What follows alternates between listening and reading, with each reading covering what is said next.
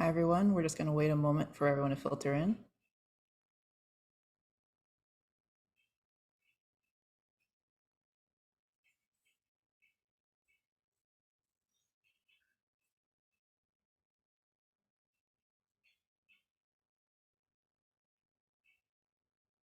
Welcome, welcome.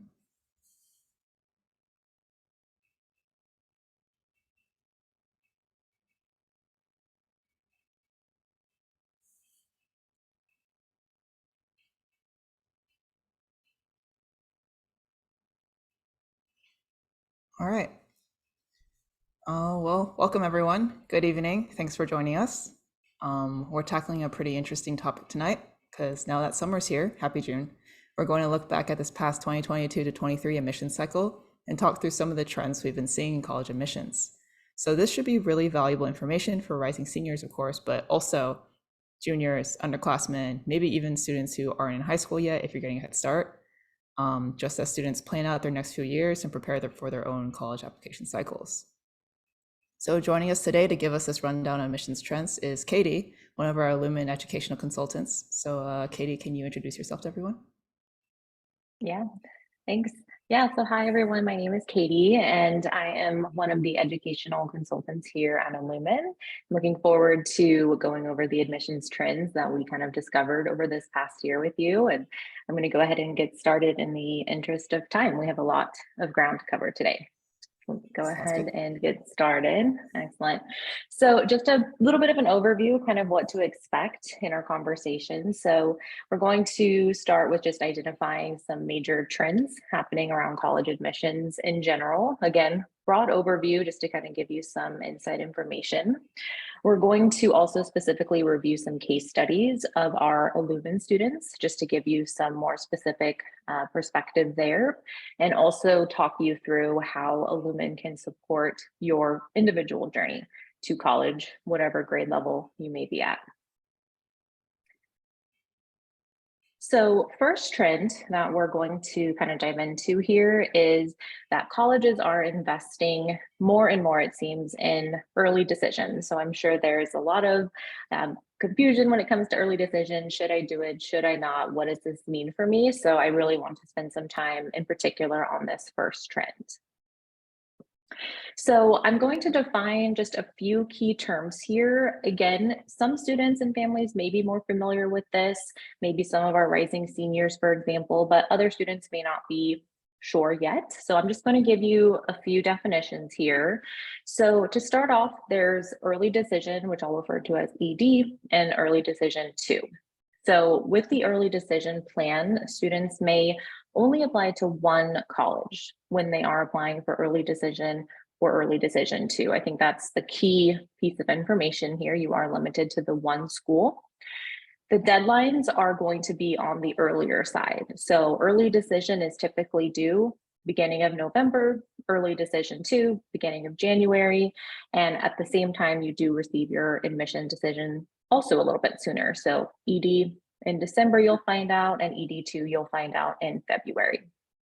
So with this, should you decide to move forward with the early decision pathway, there's a few possible results that can happen from that. The first is obviously a student's accepted. So that's the best case scenario. And so if a student is accepted through their early decision school, they do have to attend based on the early decision agreement, which I will also go over here shortly as well. The second possible result is deferred. So if a student is deferred, they are moved to the regular deadline and they're released essentially from that early decision agreement. So at that point, students have the option to apply to another college's early decision 2 program. So again, you're just moving into the regular deadline and then you have different options to pursue moving forward. And the third possible result is rejection. So if a student is rejected at that point, they may not reapply on the regular deadline. However, students can still apply to another college's ED2 program. So that's kind of the really high level overview when it comes to ED and ED2, just to kind of define some of those possible results and what that looks like. And so a common question is, why then do colleges like early decision, or why are we seeing this as a trend, especially in these last few years? So a couple different reasons here. So the first is yield. So colleges, like most of us, don't really like guesswork. So the more seats that they can fill from the early decision period, the better. The next one is also fit. So colleges are essentially wanting students to accept students who are actually wanting to attend their university. And early decision is basically the highest form of demonstrated interest. If a student is applying early, if they're choosing that one college to apply to, it really shows the university that that student is interested, which can help increase the likelihood of being accepted. And the third one is competition. So more specifically, colleges are looking when they can to snag the applicants who may also kind of meet their institutional priorities.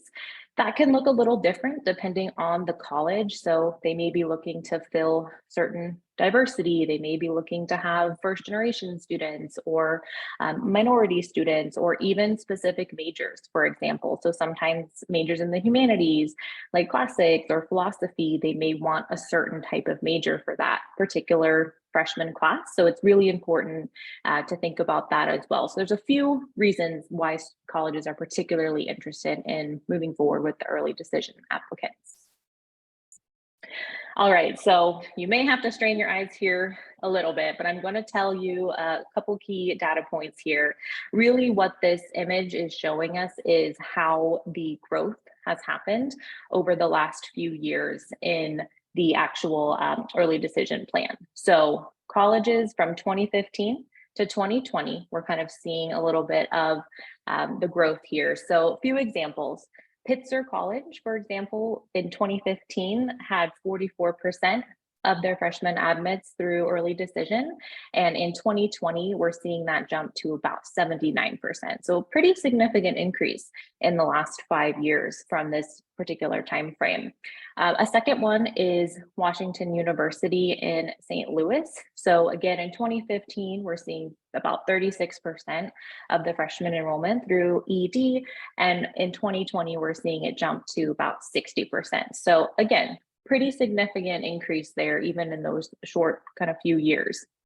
And one final example here is Boston University. This is a pretty big increase. So 2015, we're seeing about 20% of the freshman admits for early decision.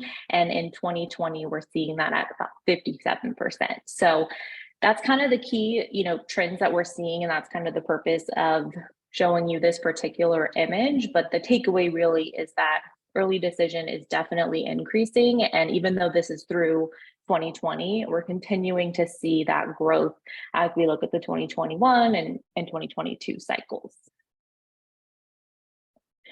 So kind of this popularity of early applications, I'm just going to kind of run through a few more statistics here and numbers just to kind of paint this picture for you as well.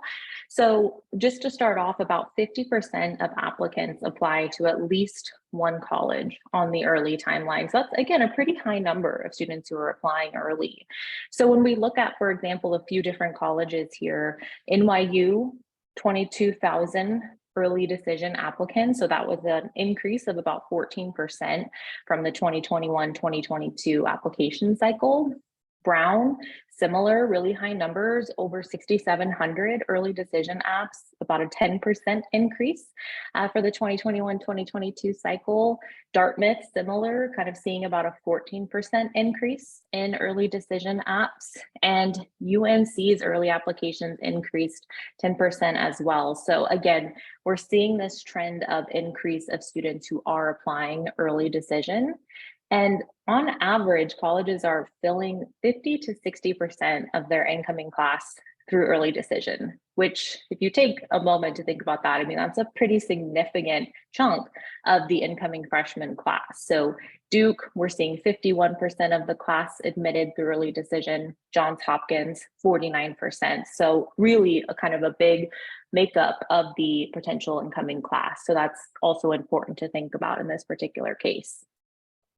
With that in mind, this increase in early decision applicants is also increasing in the deferrals. So again, just a quick reminder, deferral means that you aren't rejected, you're just getting moved to the regular deadline period. So for example, two examples here, Wisconsin deferred 17,000 out of the 45,000 early application applicants, and USC deferred 94% of its early pool. So this isn't meant to discourage you, but it's just to kind of show you what's happening in this increase in early decision. We're also seeing an increase in deferrals as well. So we'll talk about that a little bit here more in a moment as well. Okay, so some more charts for you, some more numbers just to kind of reinforce this idea of the trend that we're really seeing. So this is just breaking down early decision acceptance versus regular decision acceptance. So in this first column here, ED admit rate, we're going to see how many students are admitted through early decision. The middle column is the percent of the incoming freshman class that's filled through early decision. And then on the final column, you're seeing the regular decision admit rate. So just to call out a few here again with these numbers, we're looking at Brown, early decision admit rate is 18% compared to a 4% regular decision admit rate. So pretty high increase there. And we're seeing about 51% of the incoming class being filled by the early decision. University of Pennsylvania, similar numbers, 18% ED admit rate, 4% regular decision rate. So we're seeing pretty close to the 50% as well at the 48% of the incoming class. And when we look at a school like Boston University, we're seeing a pretty high ED admit rate at about 29% compared to 17% for regular decision, and that's filling about 46% of the incoming freshman class. So this is really helpful just to kind of go through some of these stats and start to see and compare the decision between ED and RD and kind of weighing that when you're thinking about the possibility of applying through early decision. Just So want to then it interject kind really of, oh quickly. yeah, of Sorry, course. Katie. Yeah. Just to clarify, the numbers on the previous slide, are they regarding which incoming class does that match Oh, that will be the incoming freshman class. for this year, this incoming year? Mhm. All right, Mhm. thank you. Yeah, of course. All right. So who should apply to with the early decision kind of pathway? I think that's usually a really big question. It's a question that a lot of students that we work with are often asking in those conversations that we're having. So here's just kind of a few ways to kind of think about it if you're asking yourself about the possibilities. So one recommendation would be students who are completely done with their standardized testing. At that point, you want to make sure you have your final either SAT or ACT score and your highest score that you feel really confident about, because that way you can submit everything that you need. Again, we're applying earlier, so we want to have everything ready to go and be fully submitted. The second one is, and this is really important and something that I really want to reinforce, is being in that financial position to use the early decision option. Often students, parents, they get really excited. They see those really increase in numbers of acceptances and the percentage increasing with early decisions. So they think, let's go for it. This is what we're going to do. Awesome. And then they come to find out that what comes with that is also the financial commitment to that particular university. Again, if you do get accepted, which is excellent, you do then have that binding agreement, which means you're going to be committing to that financial cost of that university. So that's also really important to think about when you're having those conversations. It's also really important to have this be your first choice college. We literally mean we don't want you to have any regrets with this choice. Again, students get really excited and they see the numbers and they decide to move forward with it. And then they see their peers or their friends getting accepted to other colleges or applying to other schools, and then they feel like they missed out. And so we really just want to make sure that you feel very confident in this first choice school that you're applying early decision with. And that would be a conversation that we would definitely want to have with you. And the other, sorry, there's one little pop up here. Okay. And then the next one would be if you are at or above the 75th percentile for admits to the university. So what's also important to recognize is while yes, we do see an increase in ED acceptance rates, it's often the most competitive pool. That early pool is always going to be the most competitive. So students who do have a slightly less competitive profile are likely not going to benefit from early decision. So again, kind of just asking yourself some of these questions and thinking if this applies to you and if you are able to abide by the early decision agreement, which I will go over here next. So the early decision agreement, again, sometimes it's something that's a little bit overlooked by students and parents. So just a few things to highlight here. For the early decision agreement, students, parents, and high school counselors all sign this agreement.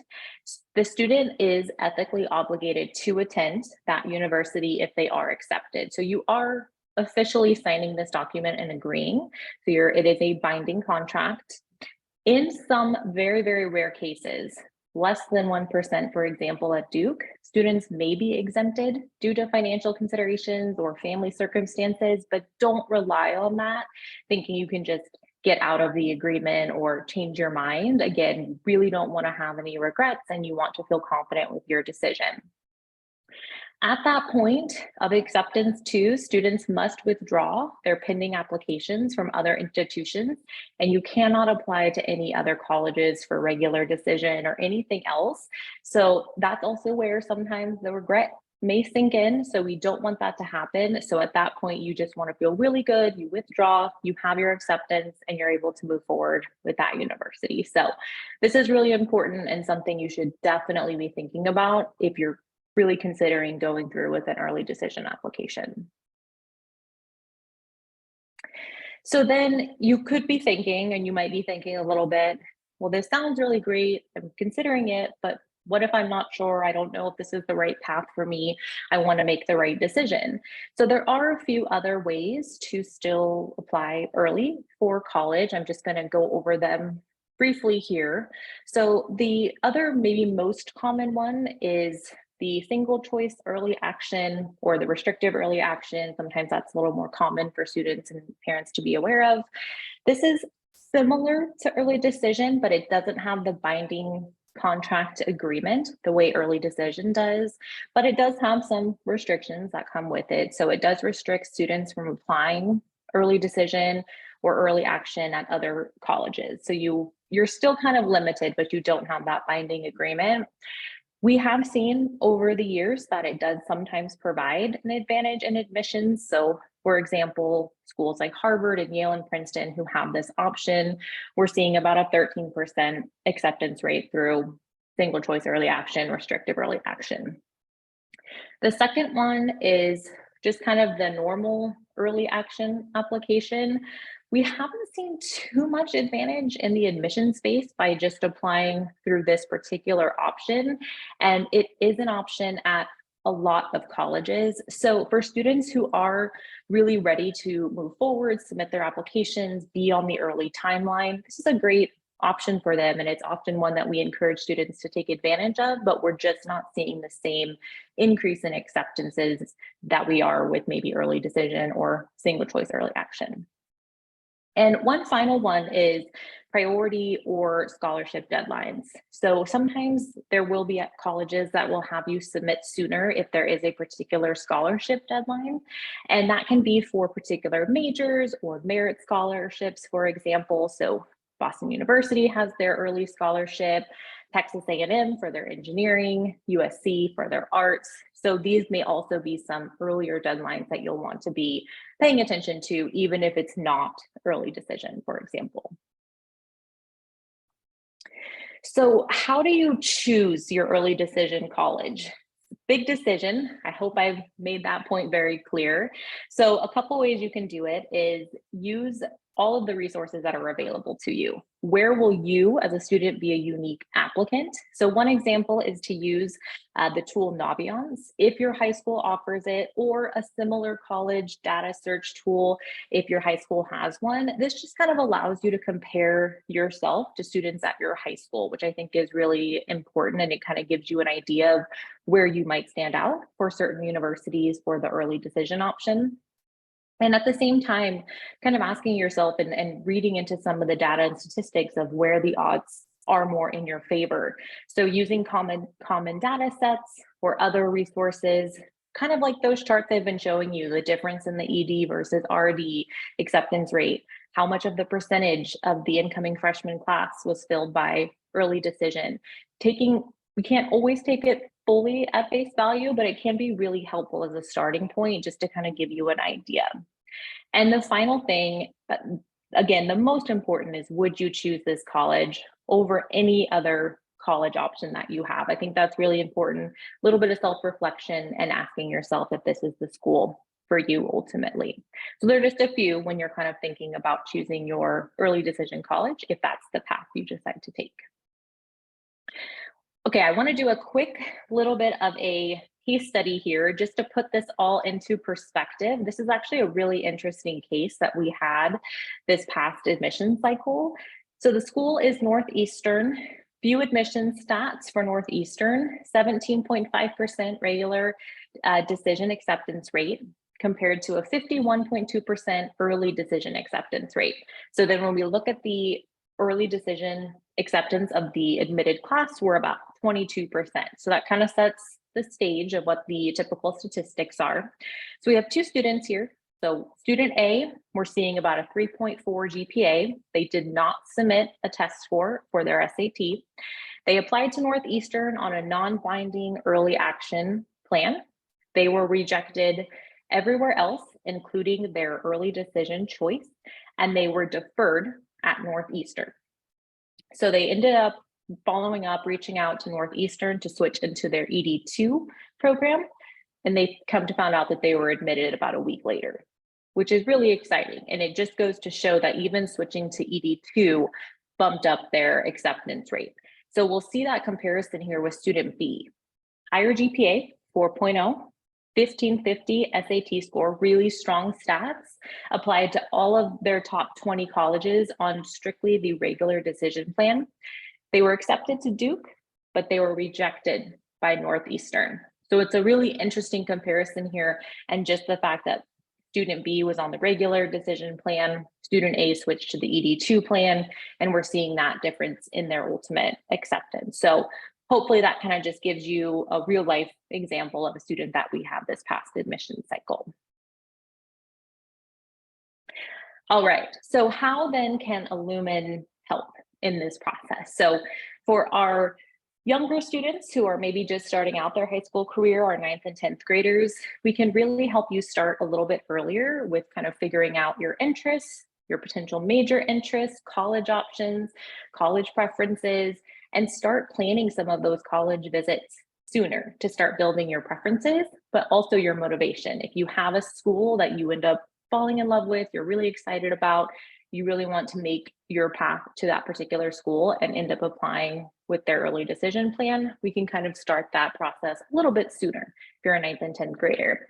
For our 11th and 12th graders, what we'll help you do at this stage is build a personalized college list based on your particular profile. So looking at your academics, your extracurriculars, your test scores, your major interests, and we'll kind of help you build that kind of full list of what makes sense.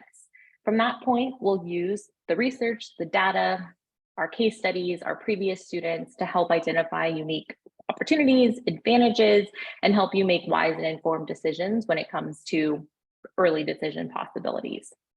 We'll also, of course, provide structure and guidance for your applications, your essays, and guide you through the process of how to best demonstrate interest and eventually make those bigger decisions when you are approaching your senior year. So that's just a little overview of how we can help you at this stage, especially when it comes to weighing all of the different early application options that are out there for students.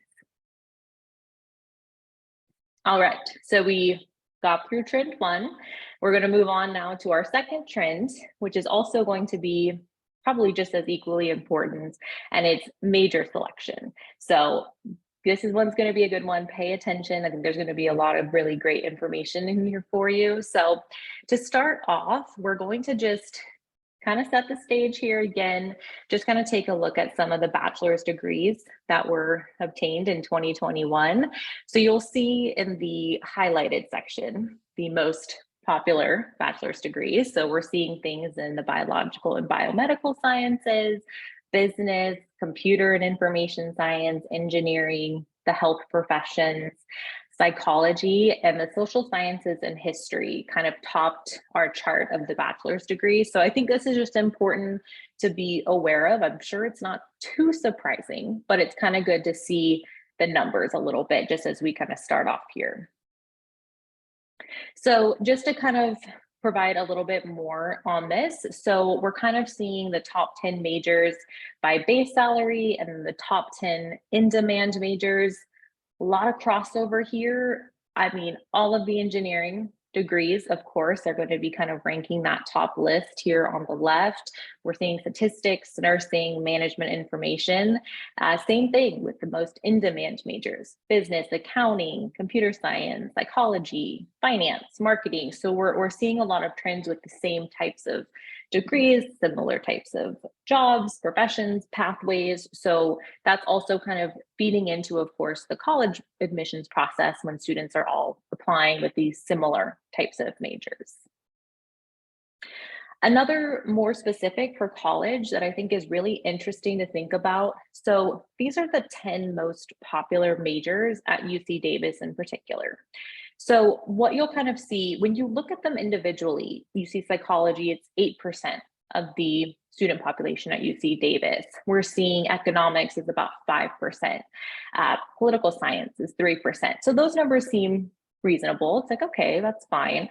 But when we add up just these 10 majors, we're seeing that that captures essentially 50% of the student body at UC Davis. And that's 10 majors. And UC Davis has 80 plus majors.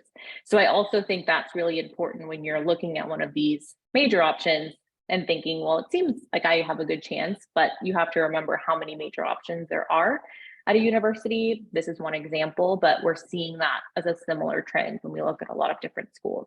These tend to be some of the most popular and most in-demand majors there. Another kind of interesting kind of case study here and some trends that we've been seeing. So this is the University of Washington. So when we look at the top chart here, we're seeing the 3-year average admit rate by residency. So Washington residents, we're seeing about 60% admit rate. That's pretty high. US non-residents, 51%, international 44%. If I'm looking at this statistic only, I think, okay, those are decent statistics. I have a good chance of acceptance. But then when we look at the second chart on the bottom, we break that down by the admission for the computer science or computer engineering as their first choice. Washington residents, there were about almost 3,000 applications for that. 454 were accepted. So we're seeing about a 22% acceptance rate for Washington residents. When we go into domestic non-residents, we're seeing over 4,000 applicants for computer science, computer engineering, 110 accepted, 3% acceptance rate. And even lower for our international students, we're seeing about a 2% acceptance rate for computer science. So those numbers are really important. So you may see 51%, I'm from California, that's a great opportunity, I want to apply there. But the reality is if you're applying to computer science, your acceptance rate just went down to 3%. So it's just understanding the difference between overall acceptance rate and major specific acceptance rate when you're kind of reviewing different stats and statistics. Another kind of example, also really kind of interesting to kind of get this statistic. So this is from UC Santa Barbara. So again, we're looking at overall acceptance rate of UCSB, 26%. Still pretty low, but also seems like attainable, for certain students.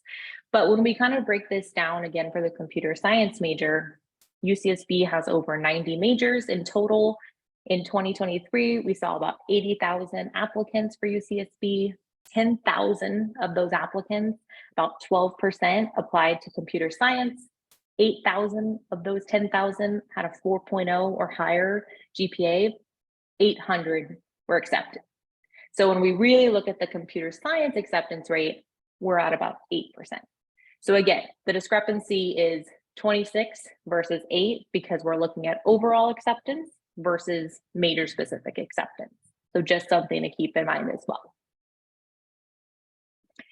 So not to discourage anybody here, I'm just kind of pointing out some of the statistics that we're seeing, but just on the positive side, majoring in a particular major or field that you have interest in is not the only way to land the career you want or get on the path that you want in the future beyond your undergraduate degree and beyond that. So there's a few other ways to kind of keep different options open. One most common is to minor in something. So for some students, they may decide, okay, I'm going to apply for, this business major, but I may end up minoring in computer science because it's an option and I get to have the best of both worlds and still pursue a career that I'm interested in and have that additional kind of minor option. For other students, they may pursue the undergraduate research path, which is often a possibility at certain universities that support undergraduate research, and you can kind of get your foot in the door that way. You could take advantage of internship opportunities. Colleges are wonderful at providing opportunities for students to get internships and be able to start working with companies and kind of get their foot in the door in that professional capacity. There are certificate programs at both the undergraduate and the graduate level. And then, of course, there's beyond undergrad. If you're looking to apply to law school or medical school, often it doesn't matter what your major was.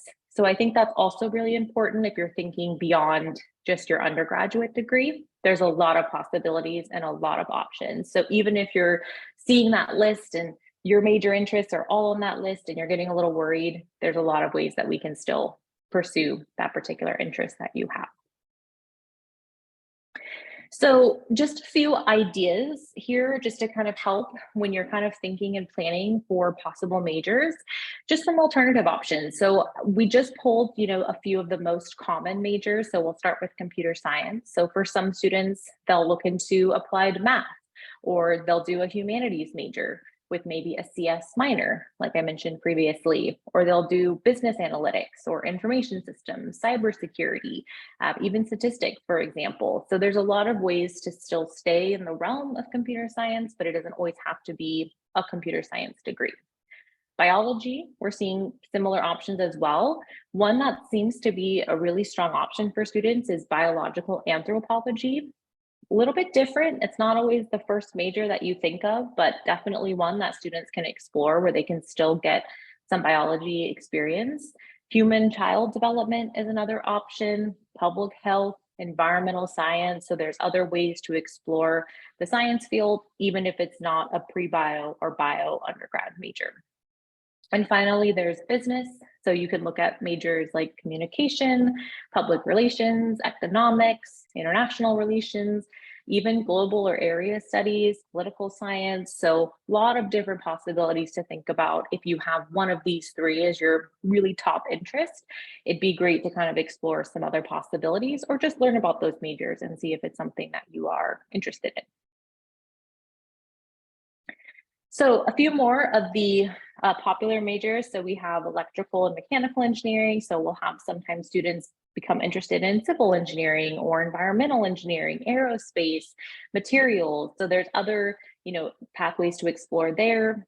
For students interested in neuroscience or cognitive science or psychology, sometimes looking at majors like sociology or anthropology or urban studies, even philosophy, for example, can be another option. And when we look at the less competitive majors overall, we're seeing things in the foreign languages, English, history, religion, classics, geology. So there are other majors to explore if one of these doesn't make sense for you, but big picture here is that there are a lot of major options at most universities. So there are alternative paths if you're a little concerned about some of the more impacted and competitive majors out there. So just a few key tips here when it comes to selecting alternative majors. Again, sometimes students will think, oh, okay, I'll just go and pick this random major and that will solve all the problems here, but that's not necessarily the case. So admissions officers, when they're reviewing your application, can often detect a little bit of strategic major selection, especially if it's super random, you have nothing related to it, you're not really expressing too much interest in it. Doesn't always work out the way you would hope. So our goal is to help find a thread in your application to follow that particular major. So just an example here, if you volunteer with the Sunrise Movement, but you also work at the farmers market, maybe we look at environmental science.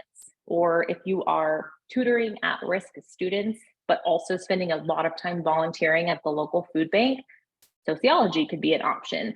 So making sure we do have those common threads is really important. And finally, considering a major minor combination. So I've kind of said this a few times, but you could look at a major like philosophy, but minor in computer science, and that kind of lands in the artificial intelligence space. So again, a lot of different angles, a lot of different ways to get there, but being a little bit open-minded with major selection can be really helpful. Just a kind of quick case study here, again, looking at students who applied student A, computer science, student B, environmental science. So on the computer science side, we're seeing relatively strong stats. I mean, a 3.8 GPA, 1490 SAT, a lot of APs, leadership roles, science fairs, competitions. And when we look at their results, we're seeing that they were rejected from UCSB, UC Davis, UCLA, waitlisted at all the other UCs, and they ultimately ended up attending Purdue University, but their results weren't what they were hopefully anticipating. Student B, environmental science was their major that they selected, roughly comparable GPA, 3.7, 1470, fewer APs, no significant awards, no significant leadership, but enough. So, but what we're seeing in their results is they were accepted to UC Berkeley, UC Irvine, UC Santa Cruz, University of Washington, Boston University, and ended up accepting UC Berkeley. So I think that's also really important to note there. So how can Illumin help when it comes to major selection? 9th and 10th graders, same thing, kind of similar to the first trend, kind of helping students explore their interests, investigate majors and careers, building the right types of course schedules, recommending activities to get involved in to create some of those interdisciplinary and flexible major and career pathways a little bit earlier in your journey. 11th and 12th graders, help you identify majors that align with your current profile and your longer term goals, assisting you in selecting the best fit majors based on each college that you're looking at, and provide guidance on those essays to connect the student's resume to the major and to the college. All right, so moving to trend 3 here, and then I promise we will get to your questions. I'm sure you have a few. So final trend, we're looking at the influence of standardized tests and how it is basically always going to be in flux. So we're seeing that as the common trend, which doesn't sound super helpful, but I promise we'll have a few things to explain that. So when we kind of look at the testing policies, it's so confusing. There's been so many different changes over the last few years. So I just want to kind of talk through a few of the key ones. So the first is test blind. So colleges with test blind, they do not consider any test scores to make admissions decisions. Scores sometimes may be used to fulfill any missing A through G requirements or other admissions requirements, but for the most part, they're not going to be used or considered. So just a few kind of updates on test blind. We know UC and CSUs are test blind through fall of 2024, University of San Diego also through 2024, Pitzer College through 2025. So we're seeing for now that there's still going to be an extension for this test blind option for these schools. There are other schools that are test optional, at least for now. Again, a lot can change, but test optional basically means colleges allow students to choose whether they want their test scores considered in the admissions process. So there's a little bit of choice there for the students. Colleges are pretty clear that there's no advantage or disadvantage to submitting your test scores, even if it seems as though they admit more students who submit their test scores. That's not always really the case. And it's always important to check individual college policies. So do they accept the super score? Are they doing single best sitting? And at this point, we're seeing over 1,800 and more colleges that are still test optional for the class of 2024, which tends to be a big trend that we're seeing right now when it comes to standardized testing. There are some schools that are test optional forever. So there are schools that even before COVID and the pandemic, they had the test optional admissions process. So University of Chicago, Wake Forest University, Smith, Colby. So we're seeing that there's always been some schools that have had that test optional approach. There's also some schools that are test flexible, which is also, all of these words start to sound the same, but there's a little bit of a difference here. So test flexible is that colleges have had test optional or test flexible before COVID. Then they've had some students who they'll allow students to submit their AP or IB scores instead of an SAT score. So this chart here that you're seeing is representative of NYU and how they're both test optional and test flexible. So it just kind of breaks down, when you can submit your SAT or ACT score. If you want to submit your AP exams, here's kind of the criteria. You have to do one from humanities, one from math or science, and one from your choice. So this is really just to kind of indicate that every college is a little different. Not every school is the same. There's different policies at different schools. So it's important to understand when the schools that you are applying to, what their current policy is, especially for this upcoming admission cycle. And there's also the kind of test required schools. So we're kind of starting to see that come back as well for schools that did have it as test optional for a little bit or test blind.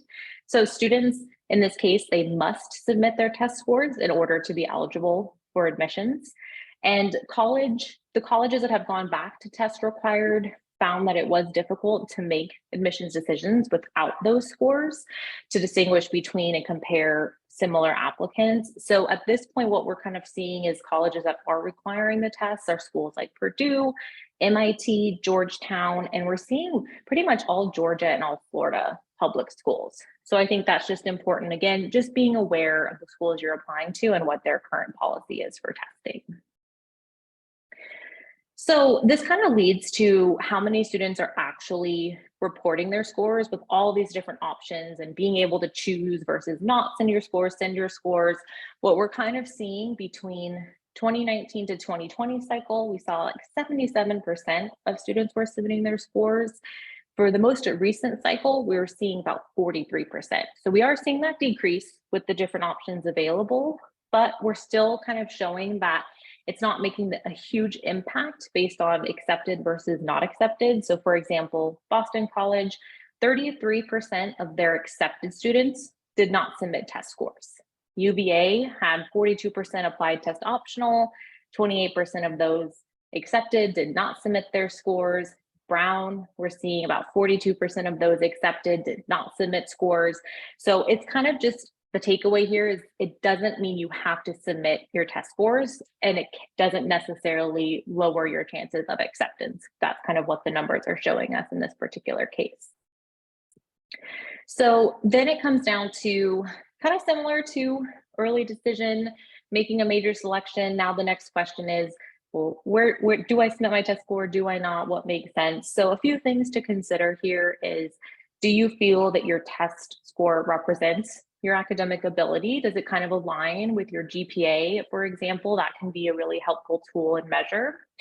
Another way is if your test score measures up to what other students from your high school are submitting. So as I mentioned at the early part of the presentation, using Naviance, if your school has it, can just help you see where you stand among other students at your school who have applied to that particular university. And does your test score meet or exceed the average at that particular college, which I'll have here on the next slide. So it is possible to choose on a college by college basis as well. So kind of the nice thing about it, there is that flexibility and you can decide what the right decision is for you, but it can be a little confusing and hard to make that decision sometimes. So just as an example, when it comes to reviewing specific college kind of average test scores, this is for UIUC, just as an example. So their College of Business, we're seeing about 1360 to 1480, and this is kind of the middle 50%. So kind of seeing where you fall in that range can be helpful. For the College of Engineering, again, that middle 50%, we're seeing about 1440 to 1540. So it's not always as easy. It doesn't give you 100% yes or no if you should, but it can help you gauge where you kind of stand. And this is basically a capture of Naviance that I have mentioned a few times here. So this is a scattergram for the University of Southern California, for USC. And basically what you're seeing here is, it's kind of hard to see, but there's a little blue looking person here, and that's basically representing you if this was the student that's looking it up. And it just kind of shows you where you stand among other students who have applied. So in this case, we're seeing that this particular student's pretty high up, which is good to see. It kind of just gives you, okay, I'm kind of at the top, of the range here compared to other students who have applied from my high school. So this is another way to just use the resources and tools that you have just to kind of see where you stand and help you make your final decision about submitting your test scores or not. Okay, so how can then we at Illumin help you through this process? Few things we can help you with, so we can determine when is the best time to actually take the exam, kind of help you plan out that timeline and roadmap. We can help you with study plans and providing you with resources for success. That could be a reading list or goal setting, practice tests, schedules, tutor referrals, all of those things to kind of help you be successful on your study plan. Help you make a goal based on your college list and your major preference. So if you've identified some schools that you're trying to target, we can kind of work backwards and figure out the best plan to reach that range that would be the best for you to land in. Help with managing and planning those deadlines. And probably most important when it comes to actually working on the college application process is where to go test optional. Help you through that process, pros and cons, and talk you through all the options there. All right. I'm just skipping to this last slide. This is our sources, just so everyone's aware. And I'm going to go back to our questions, and you have our contact info here, but I'll turn it back over to Anna now if there are questions. There are many questions. Thanks, everyone. Okay. Thanks, Katie. Just want to address one quick question first. Yes, this webinar recording will be sent out to all the attendees, and it will be public on YouTube. So don't worry if you missed anything. You can just go back, look at the video, pause. You're fine. All right. So yeah, a lot of questions from everyone. Given time, we won't be able to tackle every single one, but we'll try to address as many as we can. Some quick ones about ED, just to clear up. So if you ED and get deferred, does the binding contract get carried over to a regular decision? No, it does not. So if you move to deferral status and you move to the regular kind of deadline or decision pool, you're essentially released from that ED agreement. So you kind of move into the regular category. And again, you can apply for ED2 at another college if that makes sense for you. Great. And then also, can a student apply EA to colleges if they apply to a college ED? I believe the answer to this is yes. Yes, you can. It's once you get accepted through early decision. And again, if it's that binding contract, you're accepted, that's the point in which you need to withdraw any applications that you have submitted. Some people also had questions about, the relationship between early admissions and financial aid. Definitely a question many families might be concerned about. Does ED affect the financial aid that colleges offer? Do they give less money or maybe even less merit scholarship opportunities? How does that work? Yeah, it doesn't necessarily impact too much on the scholarship side of it, because often that's going to be based on the admissions that you're being offered. When colleges are reviewing your overall profile, that's often when they're making any sort of scholarship, especially merit scholarship decisions. So that's important to know. I think the biggest thing, and this is something we've been talking about a lot with our families, especially our seniors now, is understanding the financial agreement, understanding what the cost of the university is, especially that early decision university, and kind of being prepared for that. Often it's hard to make those decisions because you're unsure what that scholarship might look like, what financial aid could look like, and you're having to agree. So it is really important to be in a financial position as a family when you're considering ED. So that's something to keep in mind as well, because if you're hoping or relying on potential scholarships or merit scholarships, that can kind of reach a point where it may be a difficult decision for families. For sure, for sure. All right. So there's a lot of questions about how to find information such as statistics based on major specific acceptance rate or majors that are underrepresented at schools. Where would you direct students and families to go find that information? Mhm. Often too, if you just do a lot of the common data sets can be really helpful. So just kind of going through and looking at the regular decision versus early decision statistics, that will be a good one. You can kind of get a sense of just an overview of particular schools. Also, university websites directly do publish information.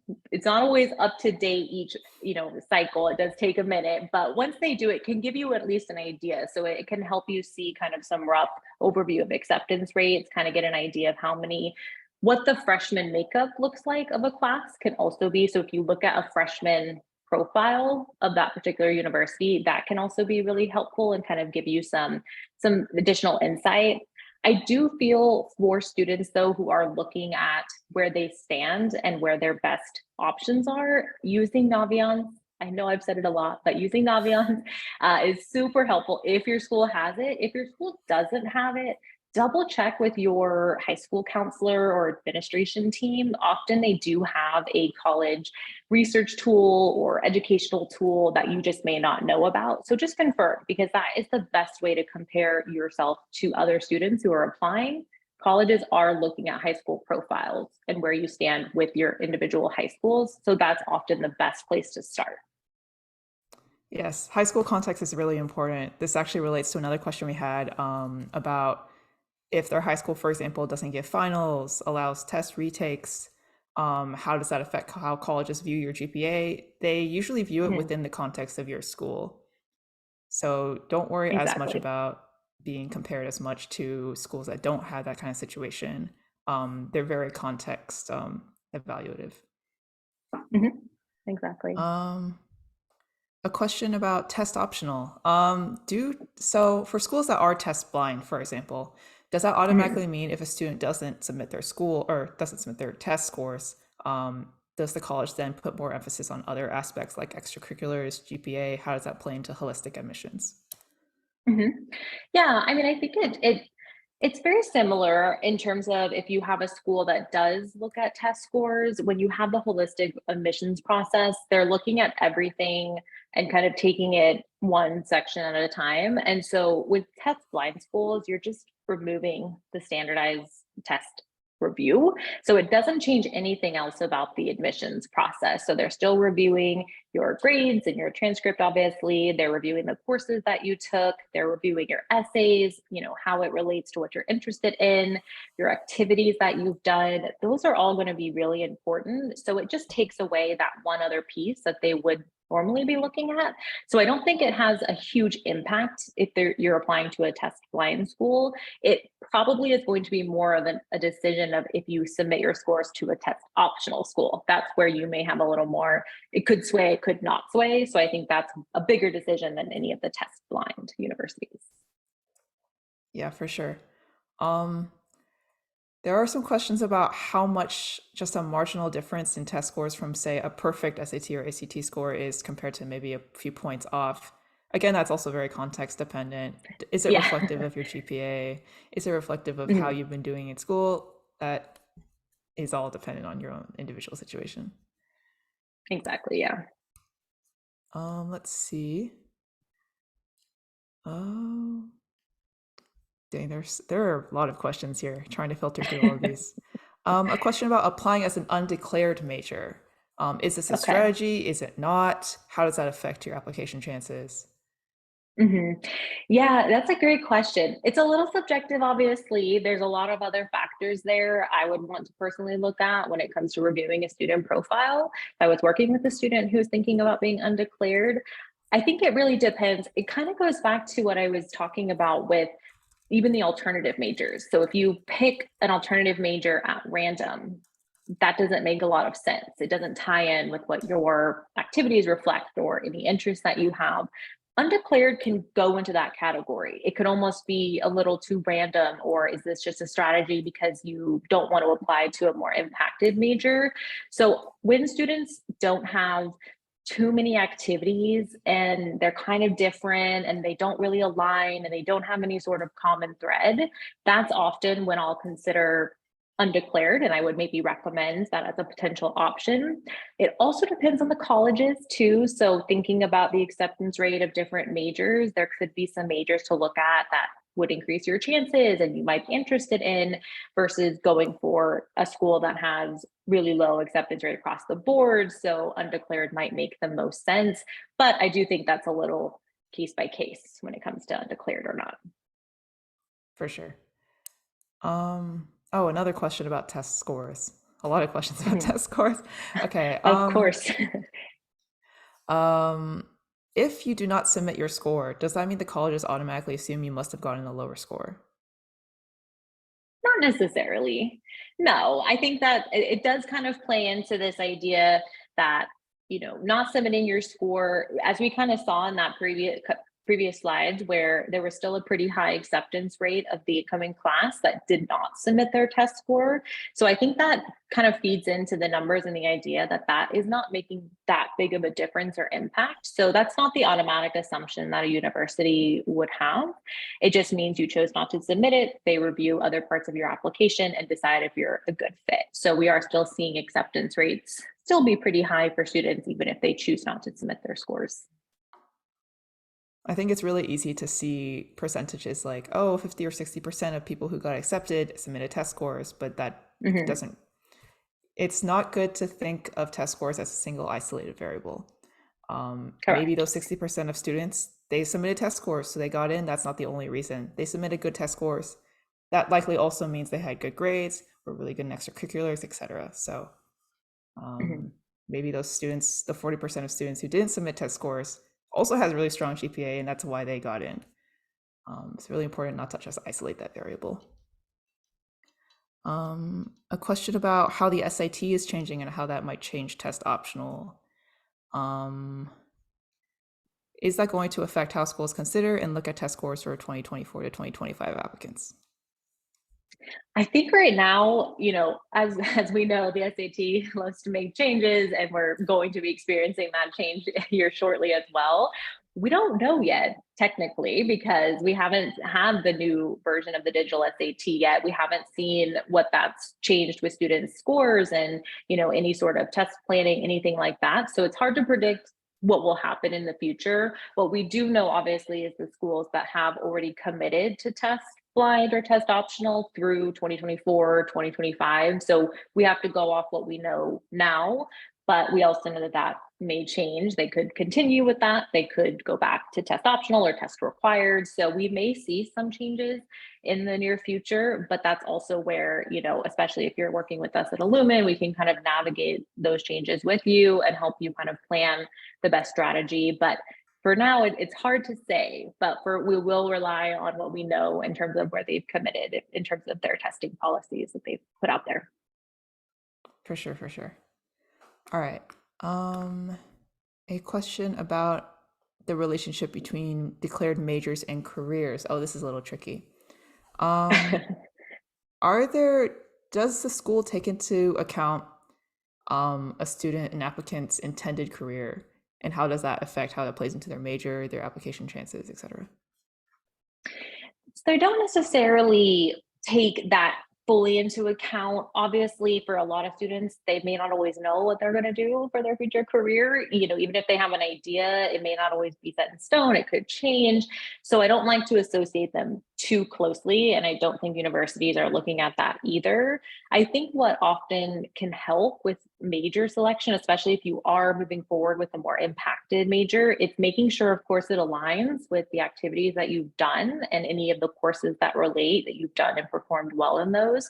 And also your essays. If there is something you feel you could indicate, this is the path I'm planning for, this is why I'm interested in this field, this is what I'm, trying to achieve, these are my longer term goals. There's ways that you could always highlight that, but it wouldn't necessarily be directly tied to an admissions review of, well, they might do this in the future, so we're going to take that into account, because no one really fully knows what might happen at that point.